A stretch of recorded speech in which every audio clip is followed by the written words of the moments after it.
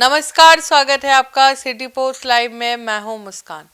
हाल ही में आए तमाम सर्वे के अनुसार मुख्यमंत्री नीतीश कुमार की लोकप्रियता आज भी बरकरार है। उनके पार्टी को 50 से 70 सीटें मिल सकती हैं। सिटी पोस्ट के सर्वे के अनुसार भी नीतीश कुमार के खिलाफ एंटी इनकम्बेंसी फैक्टर काम नहीं कर रहा है, लेकिन तेजस्वी यादव की तैयारी भी बड़ी है। इस बार तेजस्वी यादव अपने किसी सहयोगी दल को उम्मीदवार तय करने में मनमानी नहीं करने देंगे। सबके उम्मीदवारों के नाम पर फाइनल मोहर वहीं लगाएंगे। इस मामले पर बातचीत करने के लिए हमारे साथ मौजूद हैं सिटी पोस्ट लाइव के chief editor Shrikant Pratyush. Sir, पहला सवाल है कि तेजस्वी यादव की पार्टी पर उनके सहयोगी दल के ऊपर भी चुनाव में टिकट बेचने के आरोप लगते रहे हैं और प्रशांत किशोर ने भी कहा है कि मुकेश सहनी भी टिकट बेचते हैं और भी कई लोग, तेजस्वी यादव भी टिकट बेचते हैं। इस पर क्या कहिएगा? आरोप तो राजनीति में लगते ही रहते हैं, लेकिन जब तक प्रमाण न हो ये दावे के साथ हम तो नहीं कहेंगे, क्योंकि हम तो राजनेता हैं नहीं। राजनेता तो एक दूसरे पर कोई भी कुछ भी आरोप लगा सकते हैं। हाँ, लेकिन ये सच है कि उम्मीदवारों के चयन में गड़बड़ियाँ होती रही हैं और ऐसे आरोप लगते रहे हैं कि भाई अच्छा उम्मीदवार देने की बजाय टिकट बेच दिया गया। वेद प्रकाश भी तो प्रेस कॉन्फ्रेंस किए थे कि तेजस्वी यादव का हृदय परिवर्तन हो गया। एक बैग लेके कोई आया और उनके खिलाफ प्रेस कॉन्फ्रेंस की थी, वो और राम बल्लभ यादव की पत्नी। राजबल्लभ यादव की पत्नी विधायिका हैं आरजेडी की। उन्होंने जरूर ऐसा आरोप लगाया था और कहा था कि जो लोकसभा चुनाव था उसमें नवादा से जो उम्मीदवार बनाया गया वो बड़ा अटैची सूटकेस लेके पहुंचा था तेजस्वी के पास। मतलब उनका इशारा यही था कि पैसा लेकर तेजस्वी यादव ने टिकट दे दिया। लेकिन अब उनका आरोप है, अब इसको प्रमाणित हम कैसे करेंगे? लेकिन ऐसे आरोप लगते रहे हैं। लेकिन आपको बता दूं कि इस बार तेजस्वी यादव बहुत सावधान हैं और बहुत सजग हैं और किसी भी कीमत पर अपनी सरकार बनाना चाहते हैं। तो उनको पता है कि भाई उनको मुख्यमंत्री बनना है, तो इन सब चीज़ों से ऊपर उठना पड़ेगा और जो सहयोगी दल हैं उनको भी रोकना पड़ेगा। तो तेजस्वी यादव इस बार टिकट बेचेंगे मुझे नहीं लगता है। सर, मुकेश सहनी पर भी ऐसे आरोप लगाते रहे हैं प्रशांत किशोर और लगातार लगा रहे हैं। प्रशांत किशोर ही नहीं, बहुत लोग आरोप लगाते हैं कि ये लोग टिकट बेच देते हैं। लोकसभा चुनाव में भी तेजस्वी यादव ने उनको 3 टिकट दिए थे।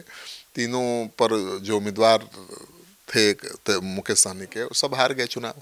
हालांकि वो आरजेडी के उम्मीदवार थे। आखिरी क्षण में मुकेश सहनी गए थे उनके पास, तो तेजस्वी यादव ने 3 सीट अपनी दे दी थी और तीनों सीट पर हार भी गए थे मुकेश सहनी। तो आरोप लगा कि इन्होंने टिकट बेच दिया, लेकिन आरोप को आप सच नहीं ना कह सकते। मतलब तेजस्वी यादव ना खुद खाएंगे ना किसी को खाने देंगे। बिल्कुल, तेजस्वी यादव को मुख्यमंत्री बनना है। टिकट बेच के कितना कमा लेगा कोई नेता? 200-300 करोड़। लेकिन उनको मुख्यमंत्री बनना है। मुख्यमंत्री बन जाए तो क्या है 200-300 करोड़? आजकल तो मंत्री 1000 करोड़ कमा लेता है सब। तो तेजस्वी यादव इस बार कुछ ऐसा नहीं करने वाले हैं और पैसे पर टिकट नहीं मिलने वाला है आरजेडी का, ये जान लीजिए, तय कर लीजिए। जो सूत्र बता रहे हैं कि इस बार तेजस्वी यादव का टिकट लेना बड़ा मुश्किल होगा और कई सिटिंग विधायकों के टिकट भी कटेंगे। वो बिल्कुल ठोक बजा कर ही टिकट देंगे और वो कोऑर्डिनेशन कमेटी के चेयरमैन भी तो हैं, महागठबंधन के कोऑर्डिनेशन कमेटी के चेयरमैन है। बिना उनके मुहर के किसी भी सहयोगी दल का उम्मीदवार पास नहीं होगा। सर, मतलब सभी दलों के जो उम्मीदवार है उसमें अंतिम मोहर तेजस्वी यादव ही लगाएंगे? बिल्कुल, चाहे वो कांग्रेस पार्टी का उम्मीदवार हो या फिर वाम दल का उम्मीदवार हो या मुकेश सहनी का उम्मीदवार, तेजस्वी यादव ही मुहर लगाएंगे। और मुहर लगेगी सभी दलों के नेताओं की बैठक में, सामूहिक रूप से फैसला लिया जाएगा, ताकि ये कोई नहीं कहे कि भाई हार के लिए फलाना पार्टी जिम्मेवार है, फलाना नेता जिम्मेवार है। क्योंकि पिछली बार 70 सीटों पर कांग्रेस पार्टी लड़ी थी और जीत पाई केवल 19। तो आरोप लगा कि कांग्रेस पार्टी के कारण तेजस्वी यादव सीएम नहीं बन सके। और सच है कि भाई तेजस्वी यादव सीएम बनने से चूक गए थे केवल 11-12 हज़ार वोटों से। अगर ये 12,000 वोट आ गए होते तो शायद वो सीएम होते, या कांग्रेस और 10-20 सीट जीत जाती तो सीएम होते। तो इस तरह का आरोप आगे न लगे भविष्य में, कोई कमज़ोर उम्मीदवार को टिकट न दे दे, टिकट बेच न दे, तो इस पर कंट्रोल करना है। तो तेजस्वी यादव ने ठान लिया है कि भाई हम न खाएंगे न खाने देंगे, न हम टिकट बेचेंगे न आपको बेचने देंगे।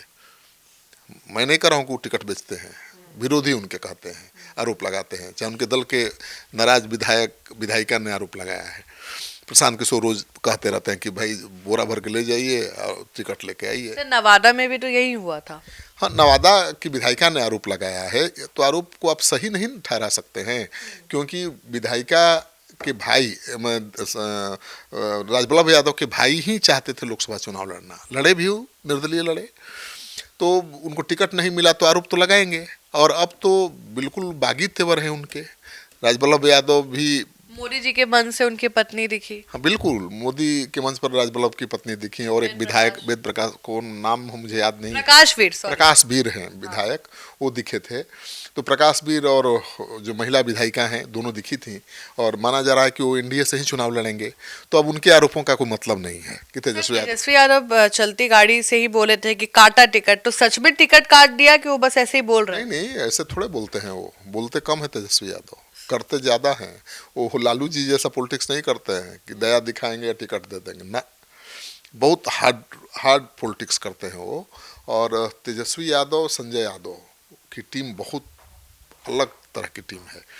दरअसल तेजस्वी यादव चाहते हैं कि जो नैरेटिव है लालू राबड़ी राज को लेकर उसको दूर खत्म किया जाए, नया नैरेटिव सेट करना चाहते हैं और काफ़ी हद तक वो कामयाब भी हुए हैं। नीतीश कुमार की सरकार जब चल रही थी महागठबंधन की, तो तेजस्वी यादव डिप्टी सीएम थे और उस दौरान उनकी छवि निखरी। उन्होंने एक अलग तरह से काम का तरीका अपनाया और लगा कि नहीं भाई ये ठीक से सरकार चला सकते हैं। और उनके समर्थक अब मानते हैं या दावे के साथ कहते हैं कि तेजस्वी यादव नौकरी देने वाले नेता हैं, वो नौकरी देंगे आएंगे सत्ता में। तो ये नैरेटिव तो पहली बार सेट हुआ है तेजस्वी यादव के बारे में कि वो नौकरी देने वाले नेता हैं, हाँ, वो रोजगार देने वाले नेता हैं, तो बड़ी बात है। और तेजस्वी यादव चाहते हैं कि बिल्कुल जो जिस जंगल राज का आधार बनाकर विपक्ष हमेशा हमला करता रहता है तेजस्वी यादव पर, वो बिल्कुल उस छाया से बाहर निकलना चाहते हैं। देखिएगा इस बार अपने परिवार से किसी को चुनाव नहीं लड़ाएंगे। अब रोहिणी आचार्य नाराज हैं, बिल्कुल उनको परवाह नहीं है। लेकिन सर तेज प्रताप यादव भी तो चुनावी मैदान में है। तो चुनावी मैदान में है, लेकिन आरजेडी से तो उनको टिकट नहीं मिलने जा रहा है, तय है। आरजेडी से उसी को टिकट मिलेगा जिसको तेजस्वी चाहेंगे। और तेजस्वी के बारे में जो सूत्र बता रहे हैं कि इस बार एकदम बिल्कुल वो पार्टी की छवि निखारना चाहते हैं, वो एक अलग नैरेटिव सेट करना चाहते हैं कि भाई आरजेडी में भी अब योग्यता के आधार पर ही टिकट मिलेगा। पहले तो क्या था कि लालू जी को जो पसंद आ गया, हाँ, उसको टिकट दे दिया और चुनाव जिता भी देते थे वो, उनमें दम था। ये दम तो तेजस्वी यादव में नहीं है, लालू जी वाला। ठीक है, वो बड़े नेता हैं, यादव मुसलमान सब उनको अपना नेता मान चुके हैं और मानते हैं कि ये रोजगार भी दे सकते हैं, ये रोजगार की बात कर भी रहे हो। लेकिन सवाल उठता है कि लालू यादव थोड़े कोई बन सकता है, तो तेज प्रताप अगर लड़ेंगे भी तो अलग अलग दल बना चुके हैं, उससे लड़ेंगे, थोड़ा बहुत नुकसान भी पहुंचाएंगे।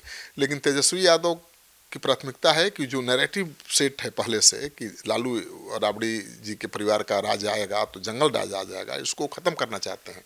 उदाहरण के तौर पर तेजस्वी यादव के समर्थक पहले गमछा लेकर चलते थे, उनकी पहचान थी। अब गले में बड़ा ब्लू हरा रंग का गमछा देख लीजिए, मतलब आरजेडी क्या करता होगा। उन्होंने गमछा की जगह टोपी दे दिया है, कहा है कि नहीं भाई आपको गमछा लेकर नहीं चलना है, टोपी पहन के चलना है। मतलब गमछा वाला जो गुंडा वाला जो पहचान था वो मिटाना चाहते हैं, क्योंकि यही ना कहा जाता है भाई कि तेजस्वी यादव का राज आएगा तो यादव हंगामा करेंगे, बवाल करेंगे, तो इस नैरेटिव को बदलना चाहते हैं। तो उन्होंने गमछा की जगह टोपी थमा दी है। वो कलम बांट रहे हैं, पढ़ाई लिखाई पर ध्यान देंगे, शिक्षा पर ध्यान देंगे, वो रोजगार की बात कर रहे हैं। तो उनके समर्थकों में जोश है और उम्मीद भी है उनसे बहुत। और अगर उन्होंने उम्मीदवार के चयन में सावधानी बरती, योग्य उम्मीदवारों को दिया, तो जीत की संभावना भी ज़्यादा रहेगी। देखिए हमारे रैंडम सर्वे में तो एनडीए भारी पड़ रहा है आरजेडी पर, कोई शक नहीं है अभी। और नीतीश कुमार ने धनाधन योजनाओं का ऐलान करके, भले तेजस्वी यादव कह रहे हैं कि वो मेरी योजनाएं थीं और उसका नकल कर रहे हैं नीतीश कुमार, जो भी हो, फायदा तो नीतीश कुमार दे रहे हैं, सरकार में है वही दे सकते हैं। तेजस्वी यादव तो केवल ऐलान कर सकते हैं ना भाई कि हम ये देंगे, आएंगे तब ना देंगे। लेकिन नीतीश कुमार तो सत्ता में बैठे हुए हैं, सरकारी खजाने से देना है दे रहे हैं, और उससे जो एंटी इनकम्बेंसी फैक्टर वो खत्म हो गया है। अब नीतीश के खिलाफ आक्रोश नहीं है, ठीक है, संपैथी सहानुभूति है, तो इसलिए मजबूत दिखाई दे रहे हैं। लेकिन तेजस्वी यादव ने अगर उम्मीदवारों के चयन में सावधानी बरती और सभी सहयोगी दलों के उम्मीदवारों को ठोक करके दिया टिकट, मतलब पहचान करके पड़ताल करके, तो जीत की संभावना ज़्यादा बढ़ जाएगी। क्योंकि उम्मीदवार, लोकल जो उम्मीदवार होता है उसका बहुत अहम रोल होता है। हम रैंडम सर्वे में ये देख रहे हैं कि पार्टी से लोग खुश हैं, विधायक से नाराज हैं, चाहे वो बीजेपी के, जेडीयू के, आरजेडी के, जो भी दल है उसके पार्टी से तो लोग सहमत हैं कि हाँ भाई हमारी आरजेडी पार्टी है, हमारी पार्टी जेडीयू है, हमारी बीजेपी है, लेकिन वो स्थानीय विधायक के खिलाफ बोल रहे हैं, उनसे नाराज हैं। मतलब उनको अपने मन पसंद का उम्मीदवार चाहिए।